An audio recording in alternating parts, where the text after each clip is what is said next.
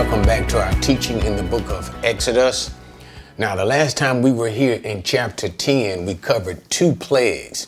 That was the plague of locusts as well as the darkness that set upon the land of Egypt.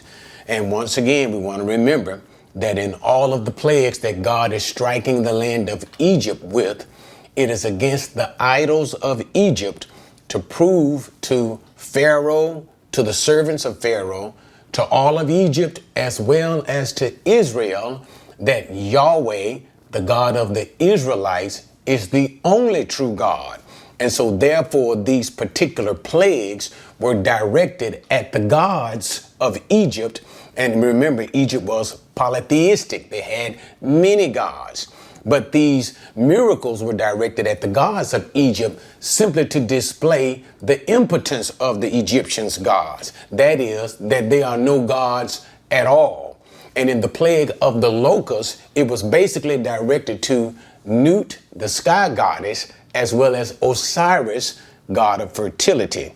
Now, with respect to the darkness, the plague of darkness, and that one was absolutely astonishing. I would really have hated to be involved in that particular plague when the scripture said the darkness was so deep and dark that it felt a thickness that you could feel. But nevertheless, this was directed also against Nut, but primarily against Ra, the sun god of the Egyptians, as well as Hathor. Okay, now we're getting ready to go into chapter 11. Chapter 11 is going to be a very short chapter, and I almost thank God for that, because when we get into chapter 12 would be just the opposite. It's going to be a very long chapter. But nevertheless, chapter 11 is going to prepare us for that final great plague that God is going to bring upon the Egyptians, the death of the firstborn. So all of this is basically the whole of the chapter, introductory material to prepare us for that final plague when God stretches out his hand and kills all of the firstborn of Egypt. So let's get into chapter 11 as we deal with Moses's final interaction with Pharaoh. Now, before we quite get there, let me bring this back to your attention, because remember, the last time that Moses saw the face of Pharaoh, Pharaoh said to Moses, don't see his face again, because if he does, he will surely die. So this chapter 11, this interaction that we see with Moses and Pharaoh may be that same one, may be a continuation of that same one, or it may actually be Moses coming to Pharaoh one more time and introduce this final plague. But anyway, nevertheless, with all of that being said, we just simply wanted to straighten it out that it may be a continuation of Moses' last time of being with Pharaoh, or Moses is just simply rejecting Pharaoh, saying, I'm not afraid of you, nor am I afraid of your threats. And he goes to see Pharaoh one more time. All right. So now let's get into chapter 11 and let's talk about the substance of what happened when Moses saw Pharaoh right at this last plague. Now the Lord said to Moses, one more plague I will bring on Pharaoh and on Egypt. After that, he will let you go from here. When he lets you go, he will surely drive you out from here completely.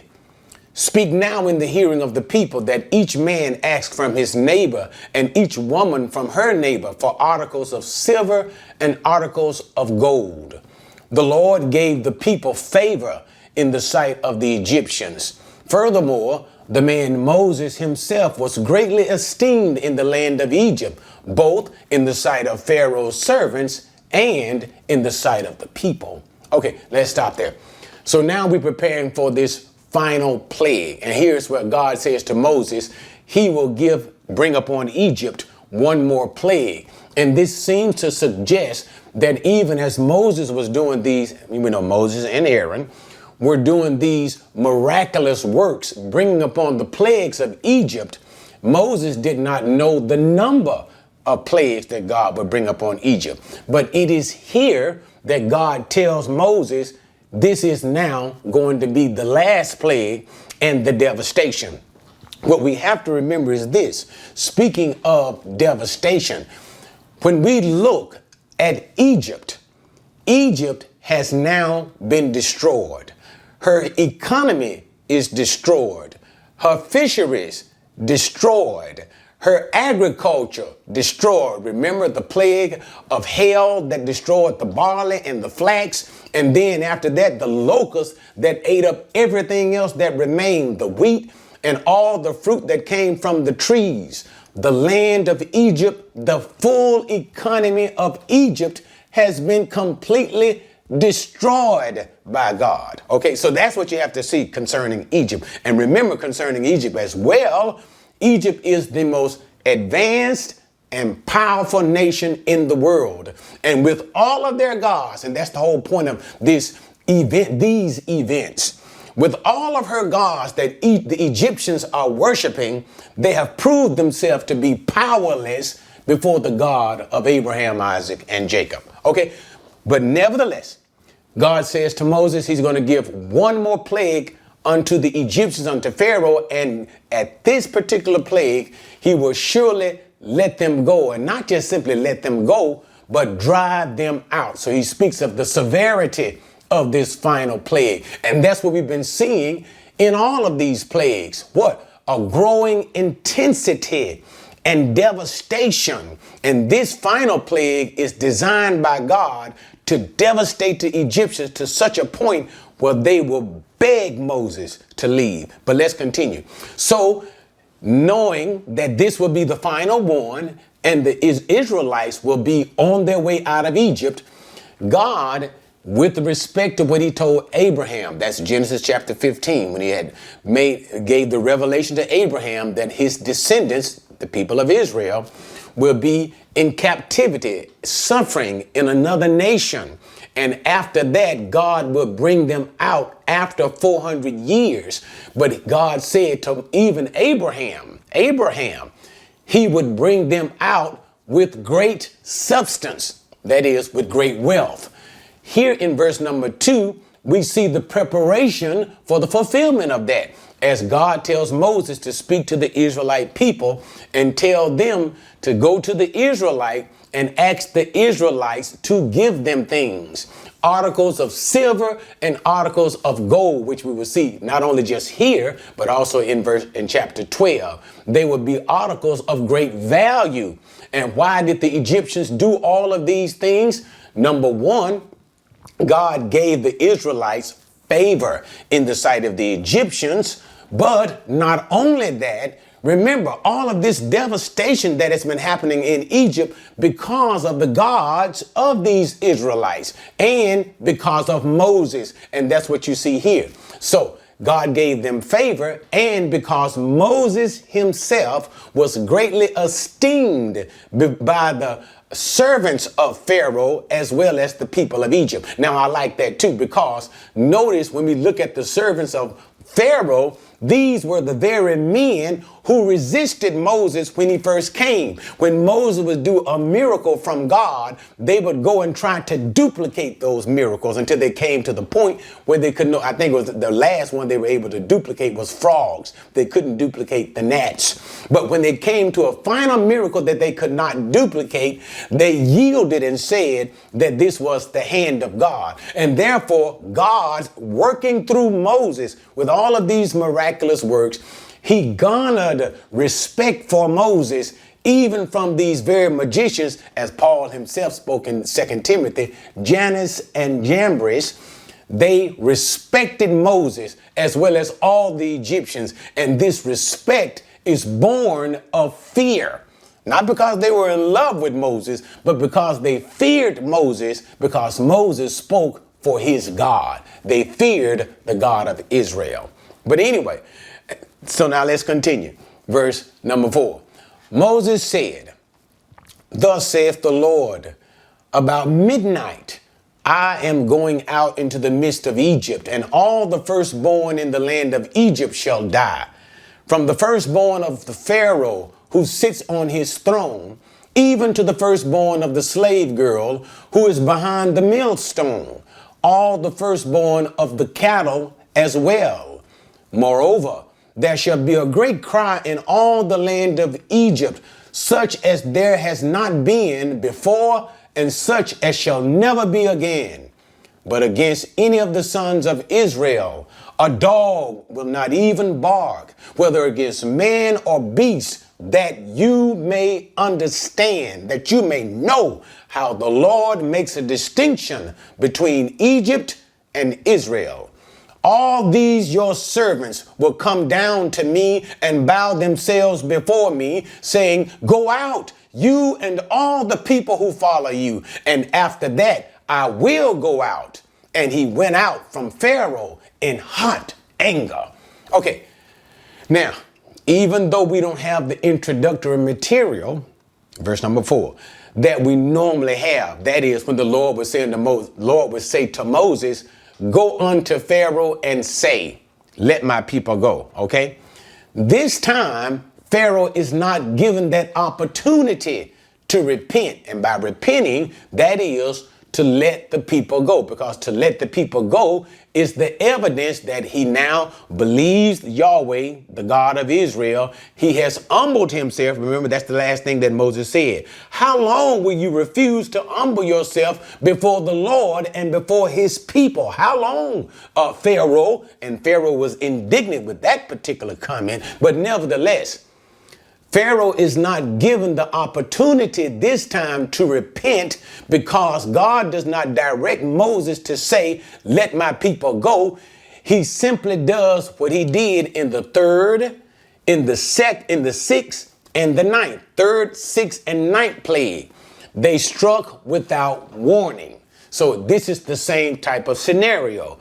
Moses simply goes to the Pharaoh and tells him that God is going to move in amongst the Egyptians about midnight. And God himself will strike the firstborn of all of Egypt, from the firstborn of Pharaoh, the one who sits on the throne of Pharaoh, Pharaoh's son. And what's important to understand about Pharaoh's son is he was considered to be a god himself.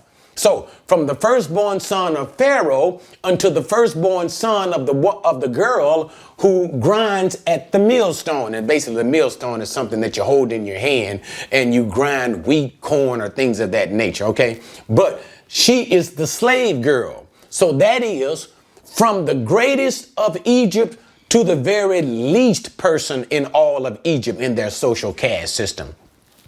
God is going to strike all of Egypt, men and women inclusive. And that's the idea that he's bringing forth in that, as well as the animals in Egypt. And this Pharaoh will see God's hand moving with this final striking of God, and all the gods of Egypt will be powerless against that. And since I'm talking about the gods of Egypt, let's talk about it. It would be Men, M-I-N, Men, the god of reproduction. Heket, the goddess who attended women at childbirth. Isis, the goddess, and by God, Heket as well as Isis, these are female deities. Isis, the goddess who was responsible for protecting children, even the firstborn son of Pharaoh, who was considered to be a god himself. So therefore, the gods of Egypt will not be able to protect themselves or protect the children from the God of the Israelites. Okay, so what happens? The result, God is saying, Moses is speaking to the Pharaoh. He says there will be a cry in Egypt because of this. And you can imagine that as people seeing the death of their children at midnight. You can imagine as the word is moving out and the word is going through all of Egypt, what is about to happen. And people are sitting on pins and needles, and they are extremely apprehensive, because you know every single thing that Moses has predicted that his God will do, his God did. So it is a guarantee that at midnight, you might as well get ready. You can start holding your children, kissing your children. Why? At midnight, they will die. Moses' prediction will come to pass. So you can imagine the apprehensiveness of all of the people as they're looking into the faces of their children for the last moments of life, when God begins to move throughout all of Egypt and sucking the life out of each and every one of them. But let me just finish this part. Man and beast. And then he said, and the cry that will come upon all of Egypt. And you can imagine the wailing of mothers and fathers and children and brothers and sisters wailing as they see the dead bodies of their brothers. So everybody in which there was a family, that first child died. And so wailing of all of Egypt. Now this is the distinction that he's bringing in verse number 7. He said, but in Israel, that is in the land of Goshen, where the Israelites were dwelling. Remember, he said this will happen around midnight. You won't even hear a dog barking against a man or a beast. What's important about this is this. One thing that you can just about always count on, if there are dogs, the dog is going to bark. Whether it's a man, he's going to bark, or whether it's some animal moving about in the night, he's going to bark. What God is saying is this. There is going to be a distinction so much that in the land of Egypt, where the Egyptians are dwelling, you can imagine, I can imagine the wailing nationwide. And this is not this is in almost every single house of Egypt. So can you imagine the loudness of that noise as a nation wails? And then right in the land of Goshen, nothing. You hear absolutely nothing. Not even what? A dog who normally barks all night long. He doesn't even bark. God silences the voices of a dog. Why? He says, so that you will know without a shadow of a doubt. Number one, Yahweh is God. The sovereign power of Yahweh can do any and every and control everything. And that you will also know Pharaoh as well as the Egyptians, how God is making a distinction between his people and your people. Okay, now, then he says, let me deal with verse number 8 so I can deal with a couple of principles. As a result of this final strike from God, he says, all they're going to send for me, your servants will. And remember the magicians who were resisting Moses and how they had problems with Moses. He said, let me tell you what they're going to do. They're going to call me and bow down to me, and they are going to beg me to go. And after they can finish begging me to go, then I will go. What he's saying to Pharaoh is this, and it's at this time, I won't even ask you to let the people go. At one time, they wouldn't let, I was asking them, let the people go. I was asking you, great Pharaoh, let the people go. But you know what? Your servants, and here's what you have to also see too. Remember now, the servants, the magicians and the counselors of Pharaoh, they are subject to the Pharaoh. And to be disobedient or disrespectful to the Pharaoh will warrant you a death sentence. But it is here, when this plague strikes, this 10th and final plague strikes, they won't give a care. They are, Pharaoh, we are not asking you counseling you to let Moses and his people go. We're going straight to Moses, our own selves, and we are begging Moses, go, take those folk with you and get out of here. Take all the jewelry that we gave you and get out of here. And then the whole point is that is being also assumed here is, and thus, as God has said earlier in this chapter, chapter 11, Pharaoh himself will drive you out. And we'll see all of that in chapter 12. Okay. And Moses left from the presence of the Pharaoh hot as a 6-shooter, as my granddaddy used to say. But now let's talk about this, because let us take time to consider in a sober manner what God is actually doing here. This whole issue has been with the gods of Egypt, as well as Pharaoh in his stubborn, resilient heart, refusing to let the people go. But in this, and we saw the devastation on the land, we saw the devastation. But remember we said earlier, I believe it was in chapter 10, when I made the point that up until this point, we saw no death of human beings. But now we see death on a massive scale. And so what we have to consider is, because people say this thing that's going between Moses, like a challenge between the gods of Egypt and the God of the Israelite, is actually happening between Pharaoh and his magician counselor servants and Moses and Aaron. You would say this has not so much as the people. The people are not involved in this. So maybe is God right in what he is doing, because God is going to kill. God himself is going to kill every single firstborn human being of the Egyptian. Is God right? Two things. Sovereignty. There are two principles that you must understand. God is the sovereign God of the universe. Everything in this universe came into its being by virtue of God's creative hand. Everything that continues to be is because of the blessings of God, because of the grace of God, because God has said it so. And as the creator and maintainer of this universe, the sovereign God, that's what we mean by sovereignty. God has the right to do with everything in this universe whatsoever he pleases. Now, it may seem to be a harsh thing to hear, but nevertheless, it is the natural truth.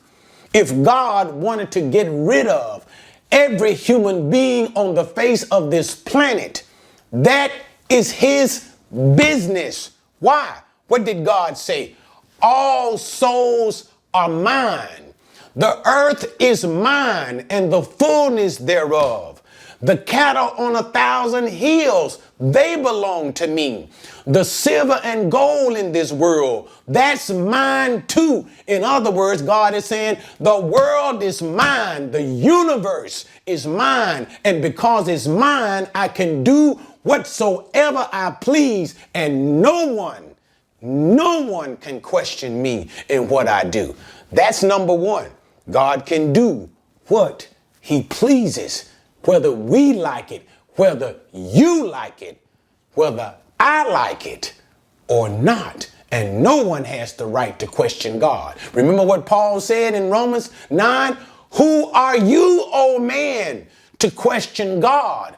Shall the creator say to the shall the created things say the creator, why have you made me thus? Cannot God create a pot to do one thing and another pot to do another to serve his purpose? He can do that. And when Paul said that, he wasn't talking about pottery. He was talking about human beings. And here we see the majesty of God in doing just that. God is now taking human life on a massive scale according to his will so that he can demonstrate his power. Principle number one. Now, the second thing, you have to remember as well that the Egyptians were worshipers of idols.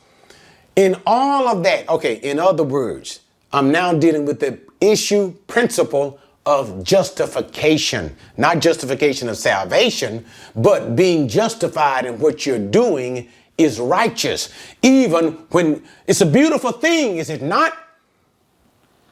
Even when God himself was getting ready to judge Sodom and Gomorrah. And what did you find? Abraham was trying to bargain with God. Lord, if there be 50, Lord, if there be 20, Lord, if there be 10, will you not spare the people? But notice what Abraham asked the Lord. Shall not the judge of the world do right?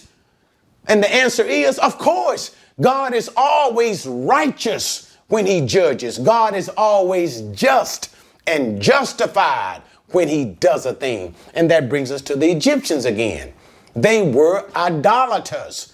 The knowledge of God, that's Romans chapter 1 once again. They had the knowledge of the true God, but they rejected the knowledge of the true God. And what did they begin to worship? Figments of their imaginations created from four-footed beasts and all types of things of that nature.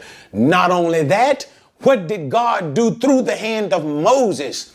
Miracle after miracle after miracle to destroy the gods of Egypt, to show the incompetence and the impotence of the gods of Egypt, proving that the gods of Egypt were no gods at all. But here is the question. Did they turn from their idolatry?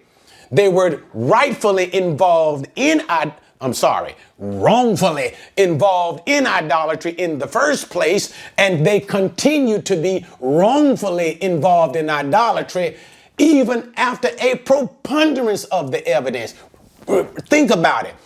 Why did Moses do all the things that they did? That's the whole point. That's why we've been introducing for every plague, each of the Egyptian deities that was struck. That's why we brought all of that up. Why? The point is, in all of that, they continued in their idolatry, and therefore they are worthy of judgment. Because that's the whole point. Matter of fact, that's the whole point of everything.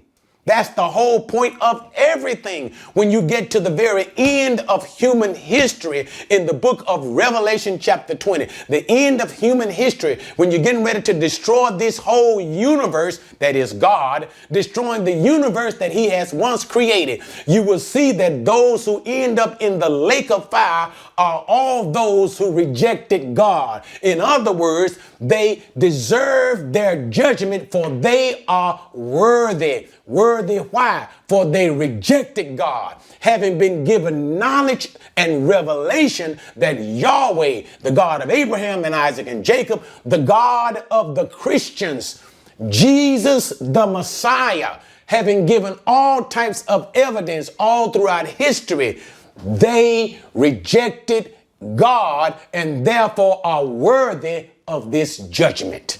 You got it? So therefore, two principles that we see in the great judgment of the death of the firstborn of the Egyptian. Number one, God is sovereign. He can do whatsoever he wishes. Number two, when people continuously reject God as the creator of this universe, he is justified to bring judgment upon them. Okay? All right. Enough preaching. Now let's close out chapter 11, which I thought was supposed to be a short chapter, but Then the Lord said, verse number 9, he said to Moses, what? Pharaoh will not listen to you, so that my wonders will be multiplied in the land of Egypt. Moses and Aaron performed all these wonders before Pharaoh. Yet the Lord hardened Pharaoh's heart, and he did not let the sons of Israel go out of his land. Okay, so now as we kind of bring an end to that, it forms both an end as well as an introduction, an end to looking back. And with Moses' interaction with the Pharaoh and all the mighty powers and wonders that God worked through him, through Moses to Pharaoh, so that God could multiply his wonders. And the point is this, in all of these things, one thing that the Egyptians knew, that Israel knew, the news, the report that traveled throughout all the lands of the nations, that Yahweh is God. That's why he did that. That the world, notice I didn't just simply say the Egyptians, Pharaoh, that the world may know he alone is God. So I don't care what God you're serving, like the Egyptians, what your God may be in that nation, throw it away. Because Yahweh is God. What God can do the things that Yahweh has done. And then he simply says, Moses and Aaron, and this is basically prescriptive as he deals overall. He looks overall at Moses and Aaron's interaction with Pharaoh and the Egyptians, of how they did these wonderful signs through the power of God, but nevertheless purposeful, how God hardened the heart of Pharaoh that he wouldn't let the people go. And once again, let me do my scholastic thing here. Remember, once Pharaoh hardened his heart, God judicially hardened Pharaoh's heart so that Pharaoh could not change his mind. So that since he refused to let them go, God says, from this point forward, you will not have the ability to let them go. And so what? God hardens Pharaoh's heart. So now, thanks for joining me with that, guys. Join me again as we get into chapter 12 next time. And here we will get ready for the final plague that will come upon Egypt that will establish the Passover. And it will result in the death of the firstborn of all of Egypt. See you next time.